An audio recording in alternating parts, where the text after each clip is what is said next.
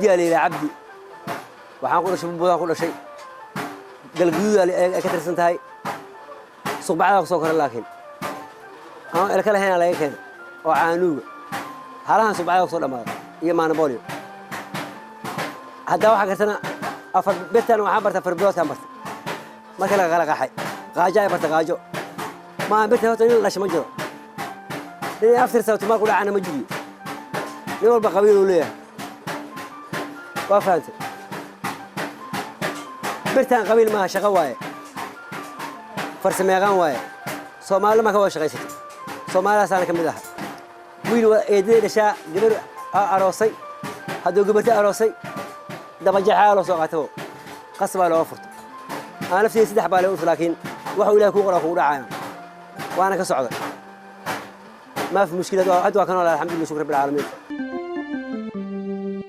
marka ay dadku bilaabaan in ay ka hadlaan kana sheekeeyaan taariikhiga xanuunka lahaa ee la soo maray iyo xadgudubyadii ka dhaxdhacay waxa sahlanaata in xal loo helo gocashada iyo aanooyinka raagay lagana gudbo dhibaatooyinka dhacay iyo saameyntii ay reebeenba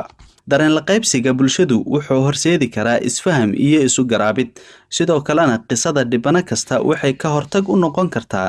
soo noqnoqoshada ama sii socoshada dhibaatooyinka caynkaas ah